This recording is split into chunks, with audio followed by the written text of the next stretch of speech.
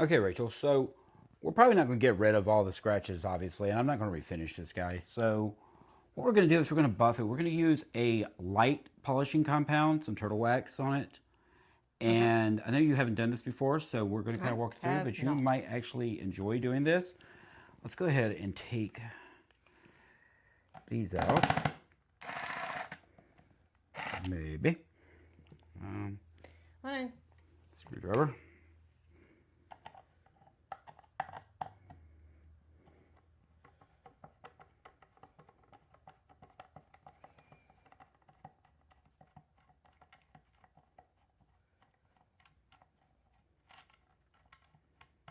We're just going to polish it a little bit just to get some of the scratches dulled down a little bit.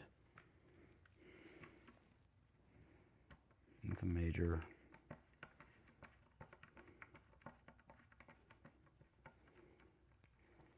Probably should do a circuit first, but I don't care. We'll polish it again at the end, but right now we're just going to kind of cut and polish a little bit. okay. We're not trying to cut through the poly finish or anything. We're just going to, so we're not doing any type of wet sanding or anything. We're just going to try to pop it out a little. Okay. Right? So first we want to take our applicator. Get us a little bit of this on there. We're going to do this by hand. We're not going to use a drill or anything. Be gentle, right? Yeah, we just want to be gentle. We're just going to put a little bit of this on our applicator. Now we take this, and this is going to help break it up a little bit. It's just a little coarser. Okay. We'll start on the back. That way we can see how we're doing.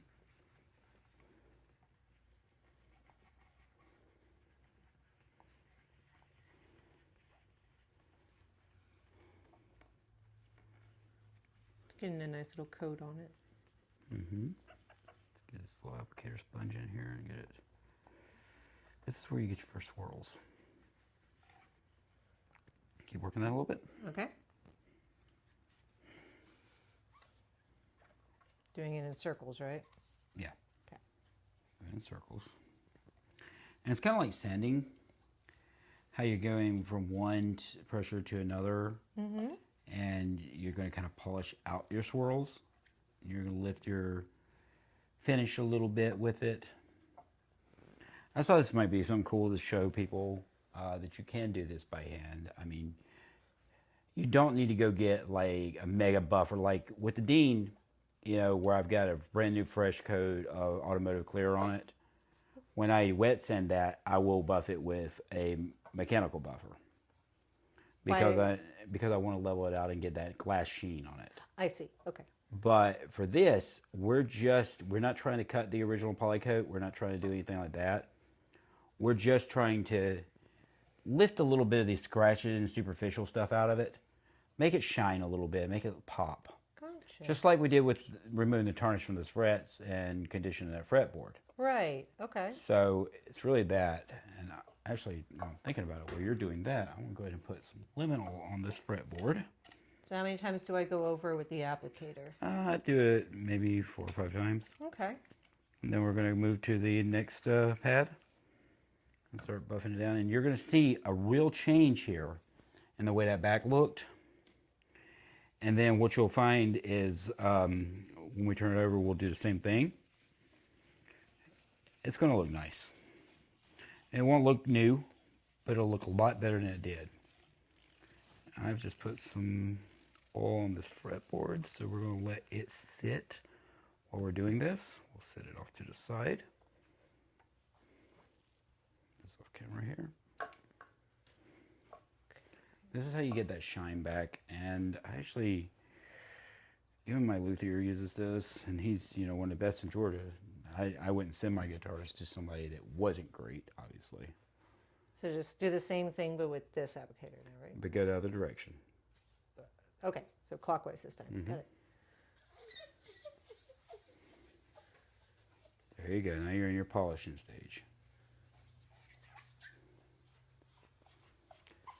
See how you're already starting to not see all those swirls and all, or all those scratches as badly? Yeah. This is kind of working its way through.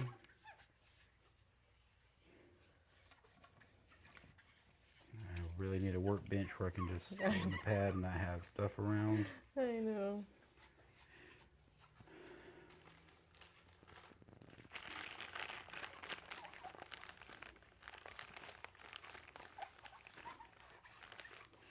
right now you're just buffing, Very polishing. squeaky.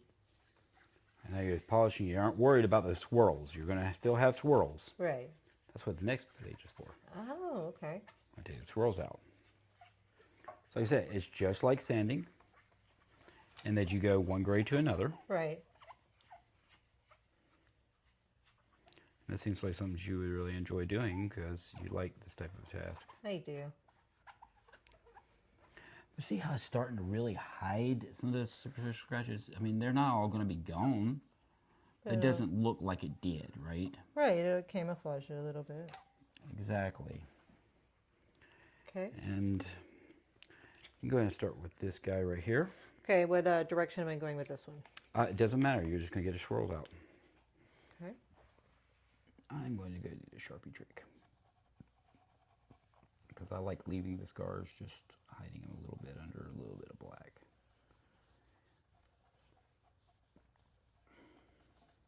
Sorry. Okay.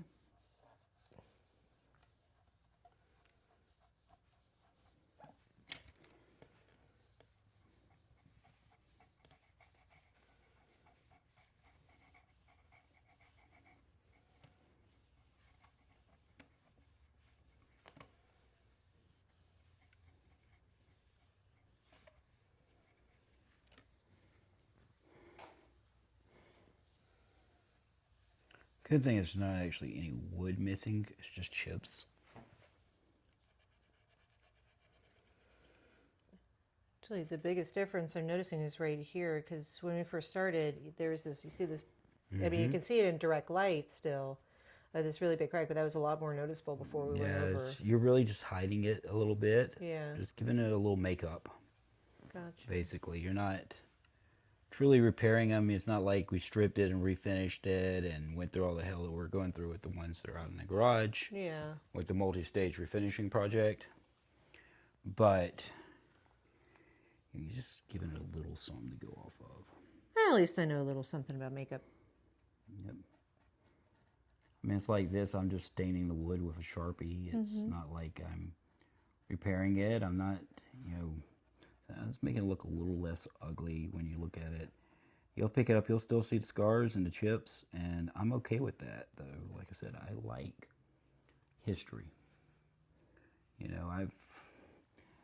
Considering how many much rougher guitars, hell, that Outlaw right now is far rougher than this. And ain't like I don't love it, and ain't like I won't bring it back too, right? True. Well, Jim will probably bring a lot of that back. I'm going to see how he does on that one. Just let him have at it for a few weeks. Tell him a budget. Hopefully not so much that I'm way upside down. But yeah. How does that look? Looks good. So now, get a residue off.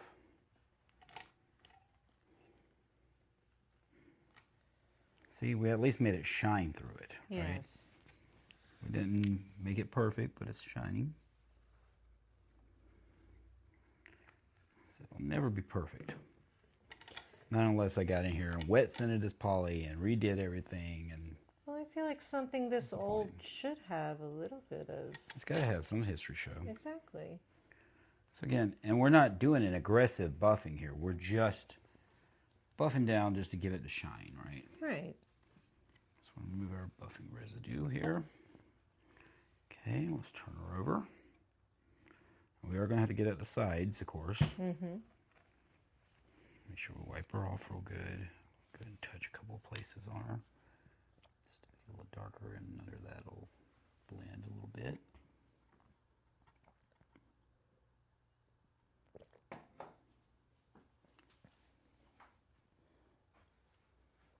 Rachel is fueled by Red Bull and wine. Always. Mm-hmm. Do an advertisement. Rachel, brought to you by Red Bull and wine. Red Bull and table wine. Yep. Nothing wrong with that. You like what you like. I do like what I like. So you're not trying to color the guitar. You're just trying to touch little spots. Yeah. Just make them a little darker. Like concealer. Yeah, exactly like concealer.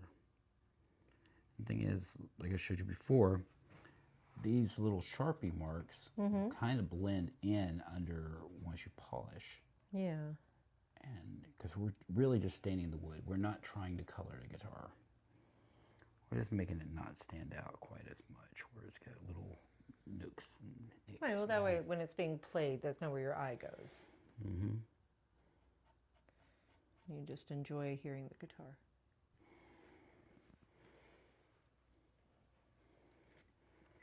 Okay. Okay. Now, where this is really going to help is right here. These little superficial, like, pick scratches Yes. and swirls, you're basically going to reverse. Load me up.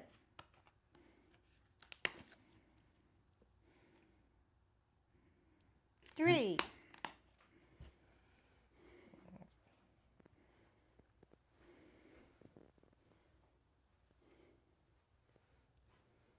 The Sharpie won't come off by me doing this?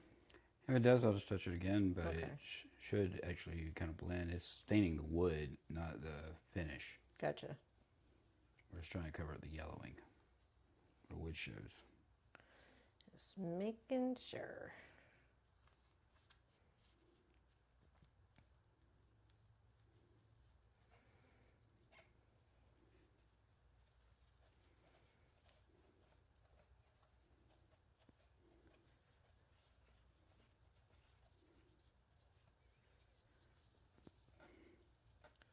I'm getting the diagonals. It'll just be the straight sides that will need to be done as well.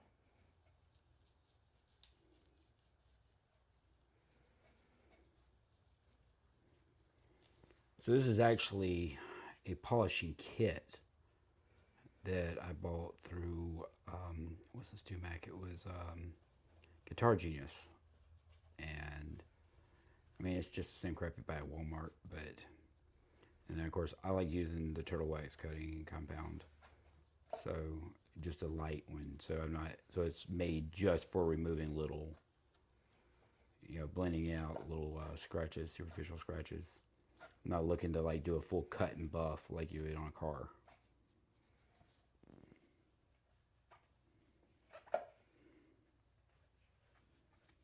Just trying to make it shine so the black shines more than the...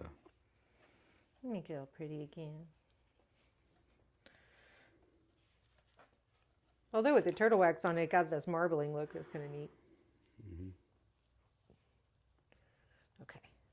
Then I switch, right? Yeah, you can switch over to the black pad. Other way, right? Yeah, it doesn't matter, but we're just doing a 3-stage, so. Okay. I said this isn't a full-on... I'm going to learn how to do it. I'm going to learn how to do it right. Yeah.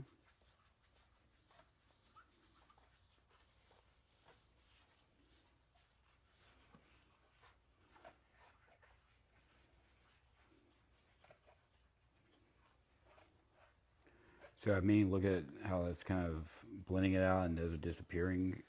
Well, it's always already looking so much better.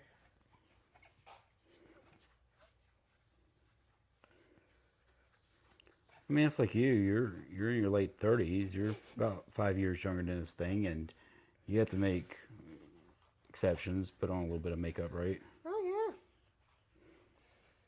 And just like this guitar, I look good with a little bit of makeup on. Not me. I don't know. There ain't a lot you can do to help me. I mean, a razor to my face and to the top of my head helps a little bit, but I'm very proud. I'm uglier and dumber than most of you people, so I'm good. I'm definitely not smart with my money. But maybe I'm crazy like a fox because I often have quite a return on investment, so. Maybe.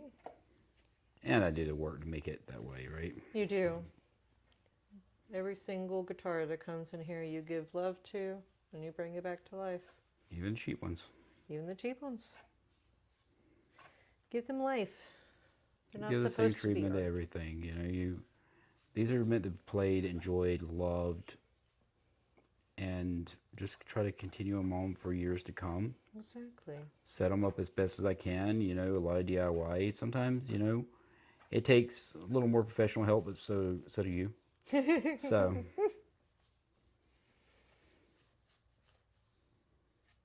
I could use some professional help. Couldn't we all? Let me give you a little more light over there. Aw, That'll be nice. that's so sweet. Aziz, light.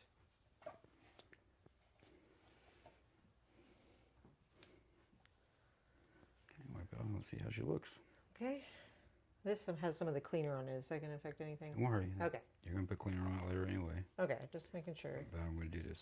Sometimes you need to let things set before We're you just put getting it else on. really cleaned up and all so that when I put the circuit in here, it'll be nice and ready for it.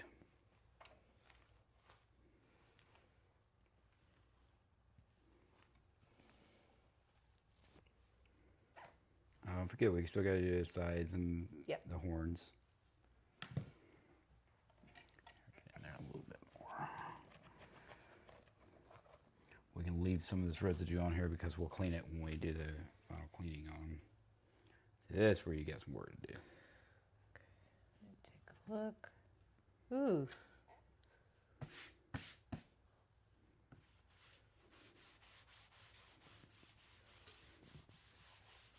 Get a little vacuum right there. Well, getting a little schmutz. Yes, people, she is Jewish. Well, I just cleaned it. I didn't want I love to. my little Jewish girl. You love your little Jewish girl.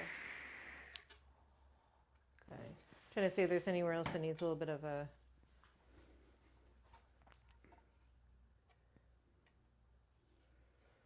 It doesn't look like Sharpie's really needed anywhere else. No, we've touched the wood, so it's not time to dry, so.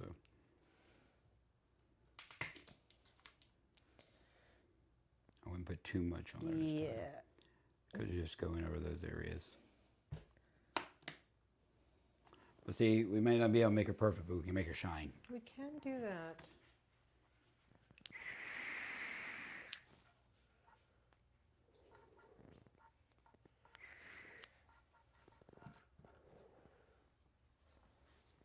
I mean, all the other guitars in here are shiny. Very. Well, especially a couple of them like that. One that I haven't really done anything to yet, or that one that I haven't done anything to. Okay. Or the other one that So, I haven't done anything to. There's about 4 or 5 of them in here that need a little bit more clean, love, and shine, but they're all on the list, and everybody will see them eventually. They have not been forgotten. Need to take apart the RWG and get it back too. That Raven's guitar is really nice, and I need to bring it back. I need to do something with that Dean. I need to finish this Dean and finish that Hyundai but it's got some time. Those have to dry the rest of the way, and that custom body that's kind of I just painted with that seafoam green, which actually it's looking looks so freaking good. amazing. It's looking so good. It was just a trial run to see if I liked that, but I love it with the wood grain showing through it. Oh yeah, no, it looks fantastic Doing so that far. triple coat for the transparency. I know it still needs some. That's going to be a killer guitar. Oh, it will. Somebody suggested putting colored pickups in it. Oh. They recommended, I don't want to use cheap ones, obviously, Right. but I got where they were going with it was they had these that were like purple and pink. Oh. Like the different bobbins were a different color. Yeah. I was like, that would actually look kind of interesting. It would look very 90s, like early 90s-esque. It would. Which I'm okay with that. I love it when you get these evil-looking guitars and they're in these ridiculous colors, obviously. I mean, I do own a USA custom, hot pink ST3 with Bill Lawrence original pickups and all that, OFR. Yes, you do. Because those are awesome. They are. They're a Wild lot of colors fun. on evil metal guitars is awesome. Plus, with the seafoam green, they go with a pair of boots I have. So. I know, that's why you like it. That's That why you is like why the I blood like it. splatter also, because you got the doll's kills that... Exactly. Oh, that It's too. all about accessorizing. Yeah, you can have your fun with it. I'll have my fun with it. I know, you like playing dress up with the guitars. I do. The funny thing is you can't play a single one of those because you're a lefty. I am a lefty. There's only one that I can quote unquote play. Well, that's because I'm nice and I bought you a 2025 Kramer Striker JD love my with guitar. all the little options and stuff. Now you just need to play it more. I do need to play it more. Bought you a nice little amp. I know. Practice on, and I've seen Things you play have been busy. I've seen you play the new keyboard. Well, new to us, late '80s keyboard, more than I've seen you play your guitar lately. Well, because you keep walking past the keyboard. Maybe I need to put the guitar right there next to it and be like, "Here, Rachel, probably get to work." You're so out of sight, out of mind. I am so out of sight, out of mind. It's so bad.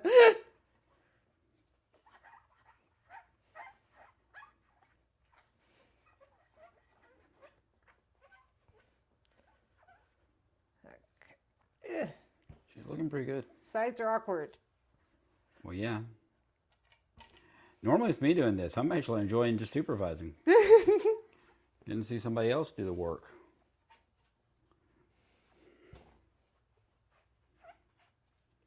I have to touch up the Sharpie there on that corner. I may have missed that. I know it's not proper to do a Sharpie. I don't care. I'm not looking for perfection. I'm just looking for exposed wood that doesn't look like exposed wood. There you go. Yeah, my friend, and I've done this before too. He'll go with some extreme colored Sharpie or paint or whatever to touch the spots. Oh, yeah? Yeah. See, me, I generally I'll clear them sometimes. I'll repaint them. You know, honestly, I could just get some automotive touch-up paint and touch those up properly and then put a little bit of clear on them. I got to tag you in. All right. Take your mic. You go do your thing. She's cleaning up nice, though. 1 second. Yeah. Maybe best you've looked since the 80s.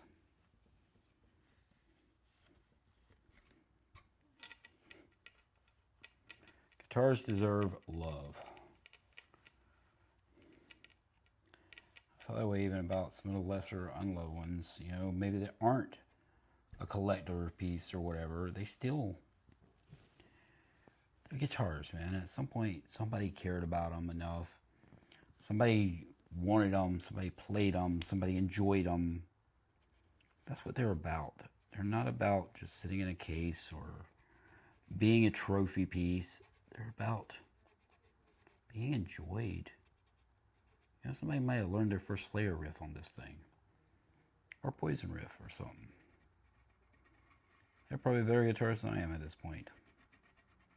Somebody might have played their first show with it. I really wish we could have the history on these things. I love it when I find history. I mentioned the other day that when I bought the Estate guitars, which, I mean, had Ibanez Prestige, Team J Crafts, just a lot of really cool guitars, as you guys have seen. I kind of wondered at the time, I said, there's a Hamer Slammer in here. And it wasn't like a low-end Slammer. It was one of the higher mark ones, a little more featured, and it had nice DiMarzios added to it and all. And I kind of went, well, this guy, if he has all these nice, super nice guitars that obviously were major player ones for him, and he played in the studio and all, if he had that and hadn't changed out and went through the trouble of his upgrades and all that stuff, then there's obviously a reason. But I didn't think I'd ever know why. And the family got a hold of me and said, hey, you were asking about the cavity covers for these guitars because they were missing. Primarily the trim cavity covers. And they're like, we think we found them all. We're going to bring them over to you. And I said, okay, cool. And when I got them, I got a question answered related to that Hamer. And it said, on the inside of the cavity cover, there was a note from the original owner, and saying that a girl had given him that guitar for Valentine's Day, and I don't remember the exact year, but it's pretty much the year of the guitar, and that it was his favorite or whatever, which we all have those that we're connected to, right? Or that we miss or something. And I assume, that's exactly what that was it was important to him enough to keep around, to never sell, to never let go of or give away. And, I've got that. I've got a Yamaha SE 150. And compared to most of the stuff in my collection, that would be considered a junk throwaway guitar, right? But it means everything to me because it was my first. And it's left my possession over and over again. And it's always came back to me. So it just stays here. And I keep it around. And it also is inspirational because I didn't get rid of it when I got injured. And it just stared at me from the corner when I was told I'd never play again. And eventually I picked it up and I started messing with it. And it kind of helped start that whole process of me going, you know what, I will figure out a way to play on this thing. I will do this. And I know I'll never be some great aficionado tapping genius. I wasn't that great to begin with. But I figured out ways. I thought about at the time how Tony Iommi had lost his fingertips and he still was able to do it. So why couldn't I, right? So that's where I was at with that. But anyway, so yeah, we've got a nice shiny guitar now. Body, it's got its scratches and it's got its wear, but we've got a nice shiny guitar body. And we have a neck that I should be ready to wipe off some of the conditioning from. And what we will do is we'll probably end this video about a minute from now because we're going to finish wiping down the neck. We'll polish this headstock real quick before we end. And then we'll come back and I will actually dig into this and have a plan for what I'm going to put in it and how we're going to go about that. I always soon love she's gonna the be look back. of the wood after you've oiled it down. It's so pretty. Look at that. That's gorgeous. Untarnished. That's beautiful wood. What kind of wood is that? Do you know? Rosewood. Rosewood? It's just gorgeous. Most fretboards are going to be rosewood or ebonite or ebony. It just depends on what they are. Mm-hmm. Before I go another step further, I had it a minute ago. Here we go again. There it is. Maybe I should check these frets. Maybe. Oh, no rattle. Got no forward rock. I'm not feeling any high points or sprouts. I didn't expect I would, actually, based on how they looked once they got tarnish off of them. They feel nice. They don't even need to be crowned.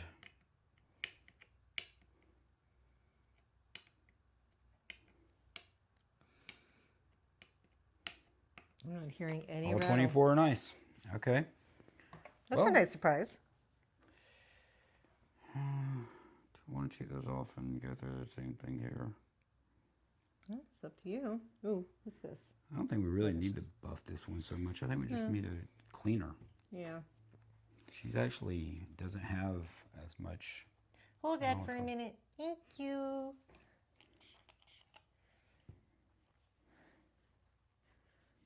Having that moment of, ooh, I need a third hand.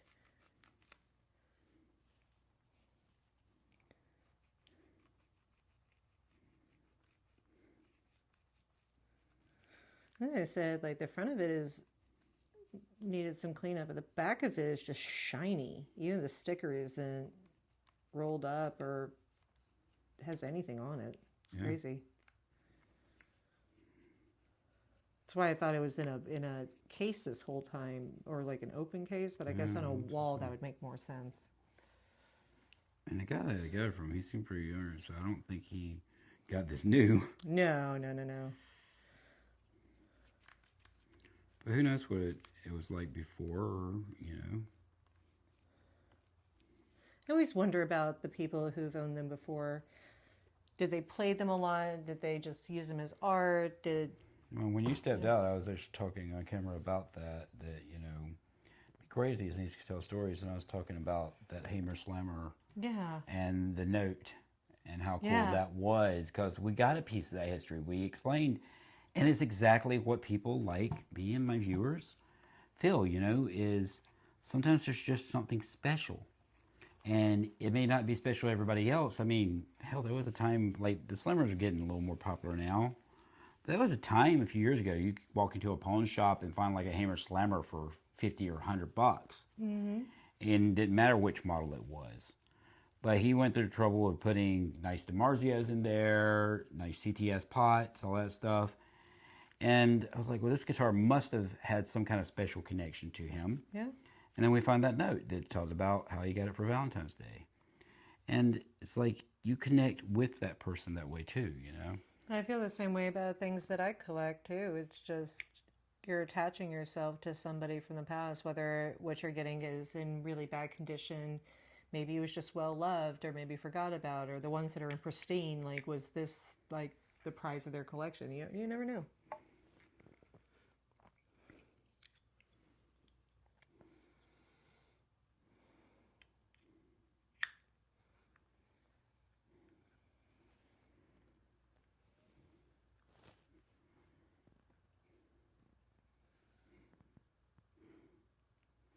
Trying to stay in camera range. So it's going to be a lot easier once I get the shop done.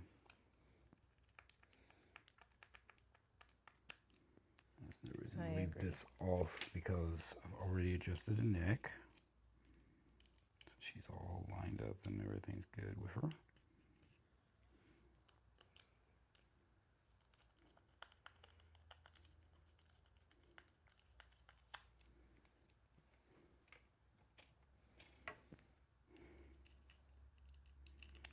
There are significant differences just in the neck construction and all as they evolved, I guess, between this 84 and my 1985 Stealth.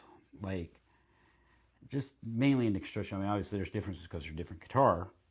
Yeah. But the way the neck is bound, the way it's laminated and all, it's different. Now that Stealth, of course, it had been sanded, but you can see that it was originally painted on the back. And this is just a laminated multi-piece maple neck. I'm And sorry. it's nice and smooth. I have a question.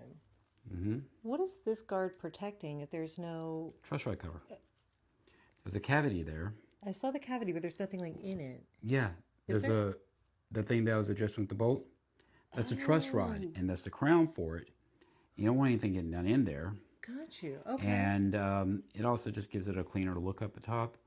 But it protects that cavity and what's in there because that's a metal crown on there with a multi-piece truss rod. So Okay.